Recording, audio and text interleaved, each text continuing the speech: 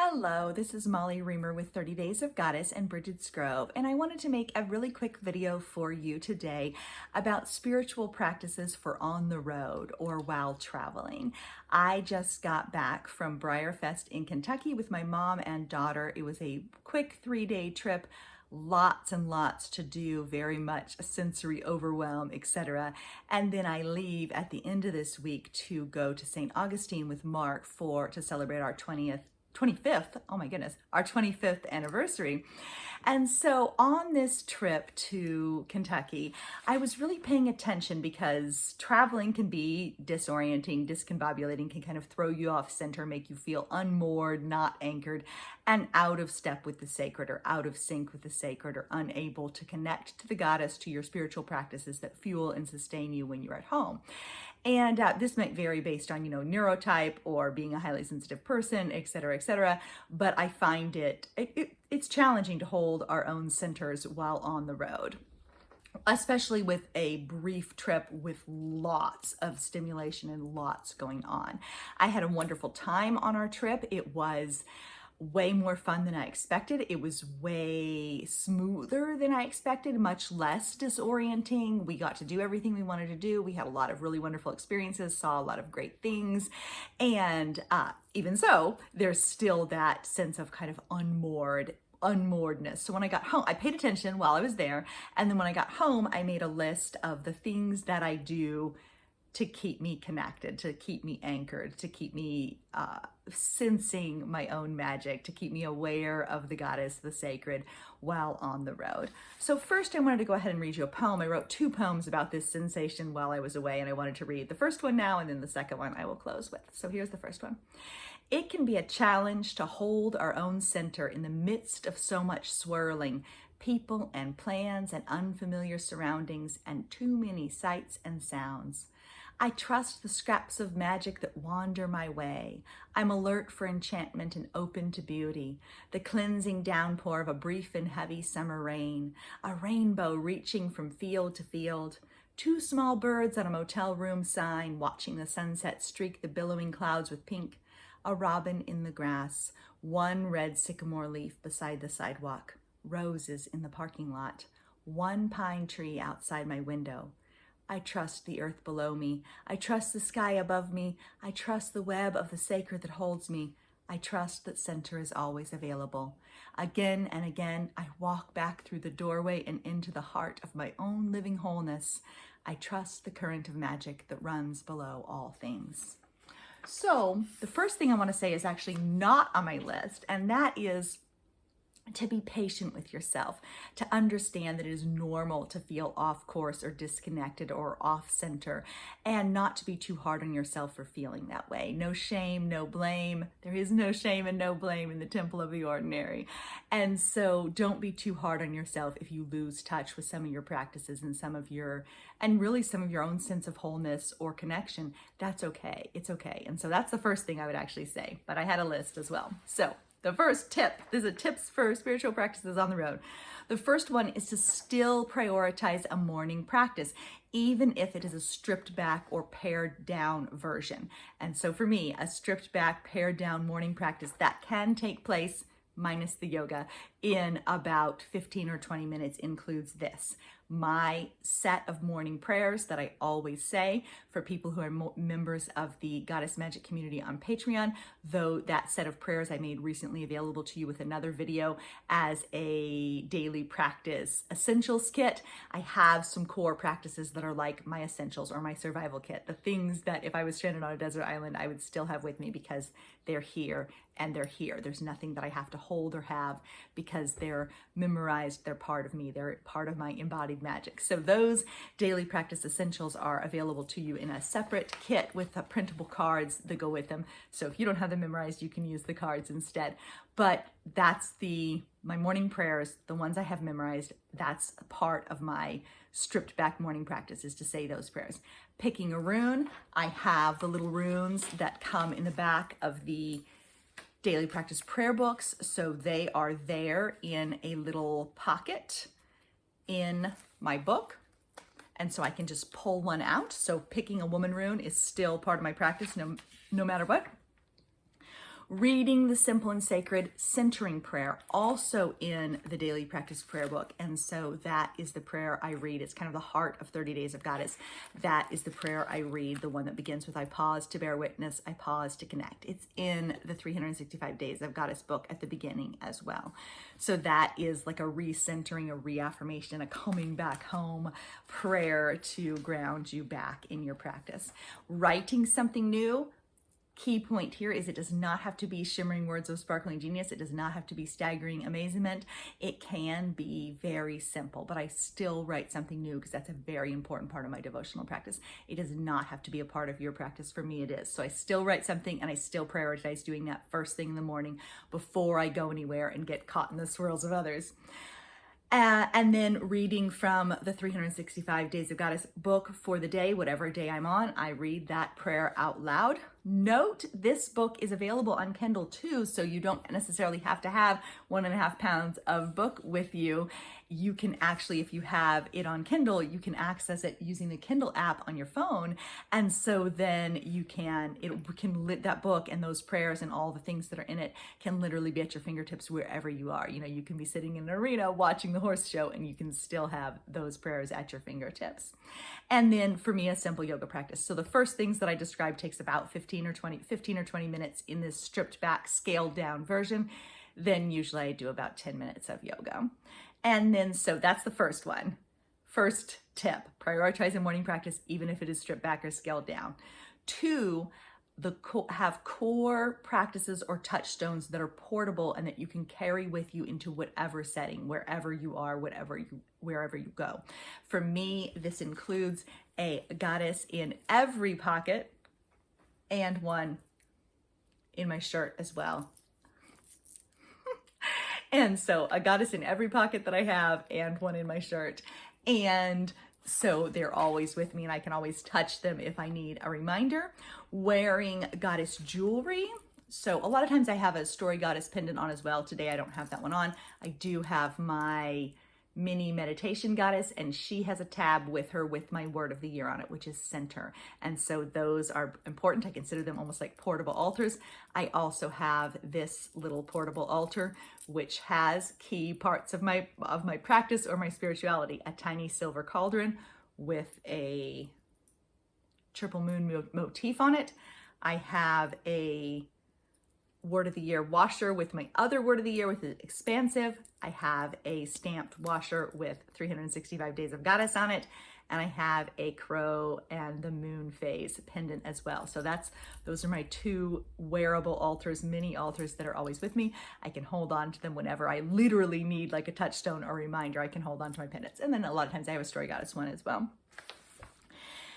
So that's another touchstone for anywhere that goes with you, that walks with you, that travels with you, that sits in an arena seat with you. And then also my putting my hands on my heart. That can pretty much happen anytime, anywhere. Just one hand can do, 2 hands can do. Holding my hands in prayer pose, sometimes in front of my lips, sometimes in front of my heart. A tiny, simple, repeatable, favorite blessing, prayer, or affirmation that you can just repeat in your head when you feel off center. For me, it is Goddess guide me, peace fill me, life weave me. I use that one a lot, but I have others as well. And then the other one is my goddess rings.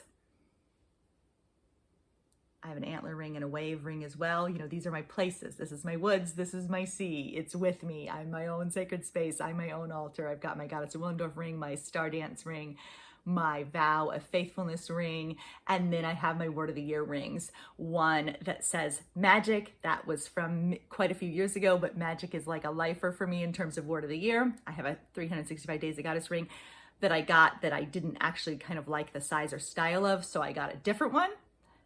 It's on the other hand, so maybe it seems silly to wear both of them, but I kind of like how they stack, and so I do wear both of them. So the center one says 365 Days of Goddess on it. The top ring says attend, which was my word of the year last year, and the bottom one says center, which is my word of the year this year.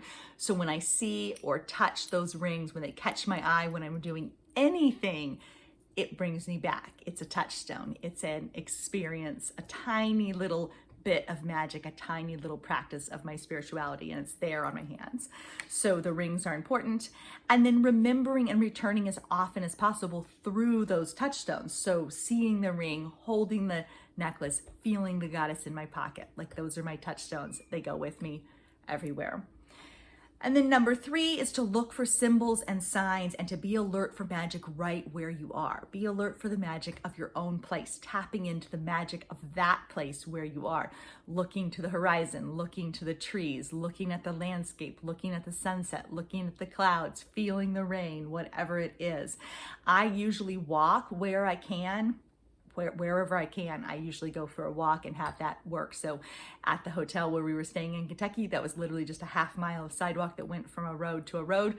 But in that space, I saw robins, I saw crabapple trees, I saw a pine tree outside my window, I watched the sunset. So there was still something to see. There was still magic of place right there, even though across the road were all the restaurants and the Walmart and the trains going by and the traffic going by. There's still a little patch of the magic of place right there. And so I walk where I can, spotting what I can, and I often sing or hum while I do so. You might feel silly about that depending on the setting that you're in. You can really hum relatively unnoticeably, and so you can hum your little goddess song as you walk around looking for what you see. So some of the examples of the things I saw, I already listed them off, but some ones that I had written down were the pine tree outside my window, a weeping willow at the pond, a heron crossing the sky, birds watching the sunset on the motel room sign. They were sitting, or motel sign, they were sitting there looking at the sunset, baby robins, and then other robins too.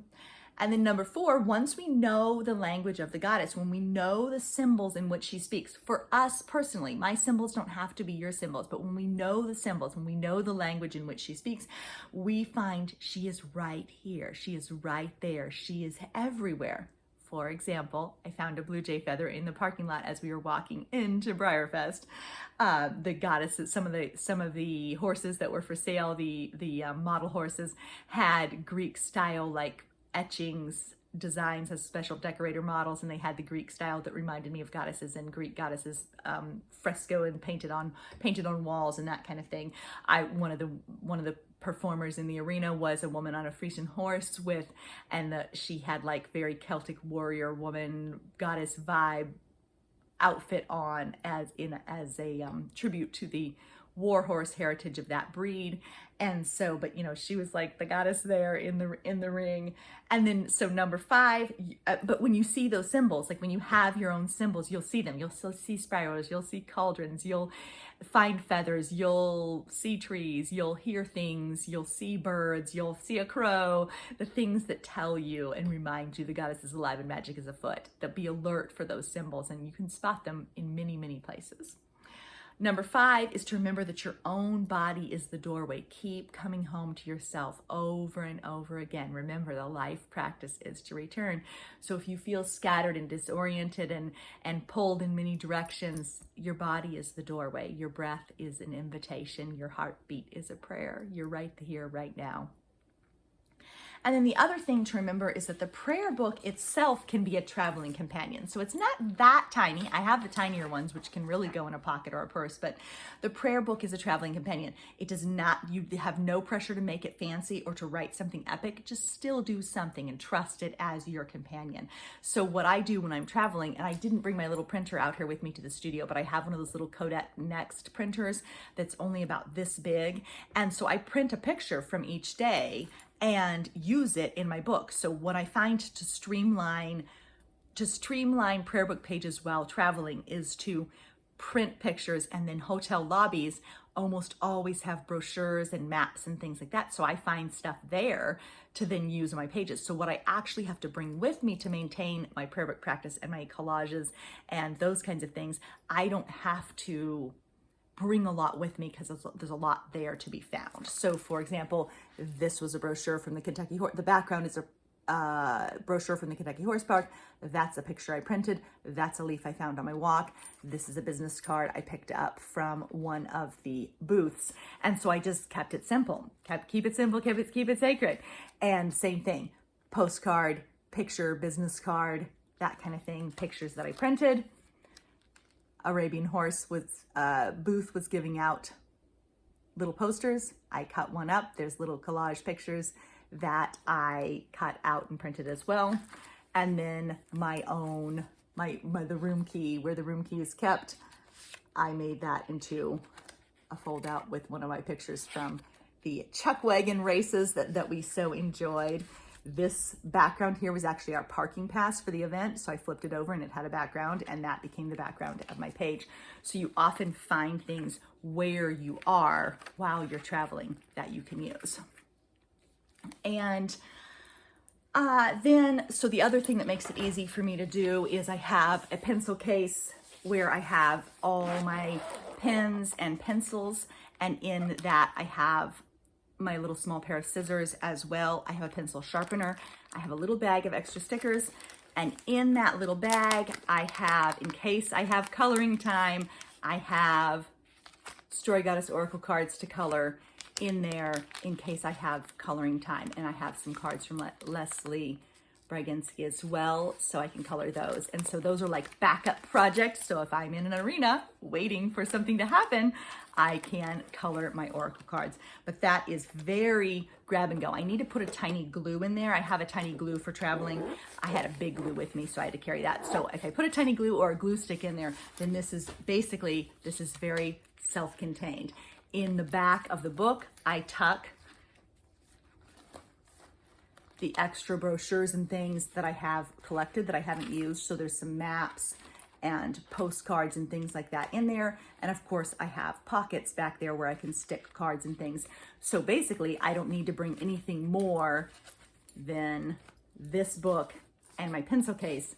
And then I have this grab and go, like it can sit in an arena seat with me, or go in a car with me, or just be with me as a traveling companion wherever I go without taking too much time, effort, maintenance, or excessive amounts of stuff.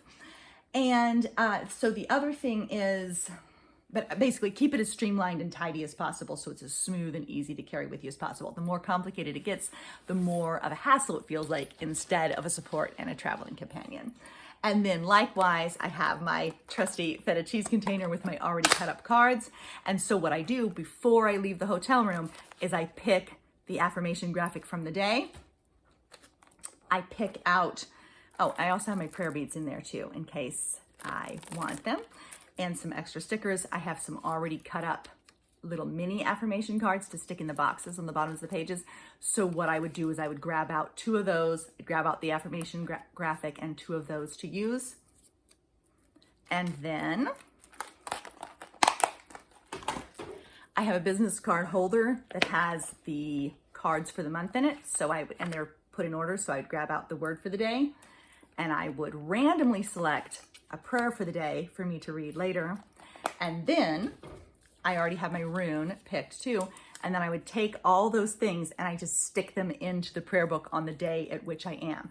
So then I have my pencil case, my prayer book, and then everything that I need is stuck inside of it already. And then I just glue it down, cut it apart, work with it, etc.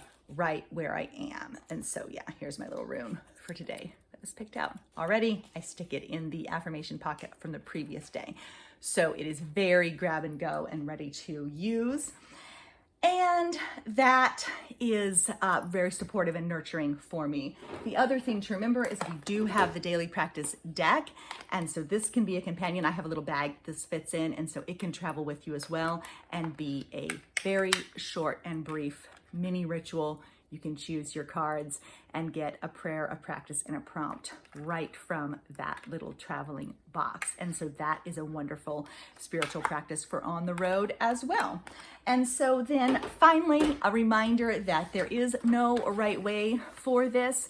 I personally feel unmoored and adrift without some kind of practice, spiritual practice to anchor me and to reaffirm my connection to the goddess, to my sense of the sacred. So these are some of the ways in which I do it. You may find a different way that works for you, and you may even decide to just lay your practices aside and pick them back up when you get home, and that will be okay, and that is a valid option. I need something. So these are my spiritual practices while traveling, my small things that travel with me.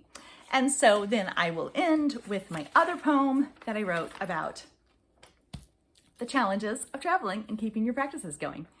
It can feel hard to connect to the goddess, to a sense of the sacred, to the spirit or the soul when we are traveling, with sights and sounds and changing plans and so much to see and do.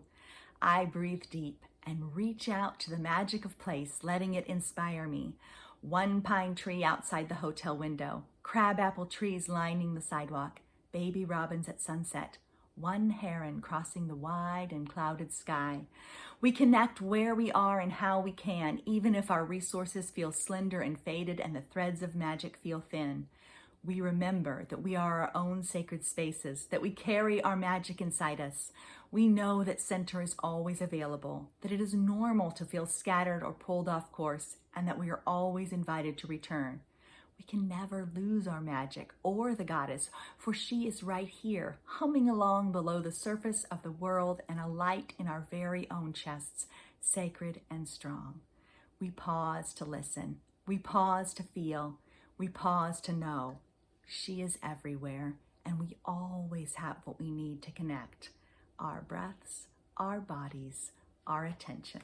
Thank you so much for being here, and feel free to leave a comment letting me know what your favorite spiritual practice is for tending to the soul while on the road or in an unfamiliar setting feeling discombobulated. What are your touchstones? What are your essentials? What are the core things that you come back to again and again to remind you of your connection and to reaffirm your spiritual path? Thank you so much for being here. Bye-bye.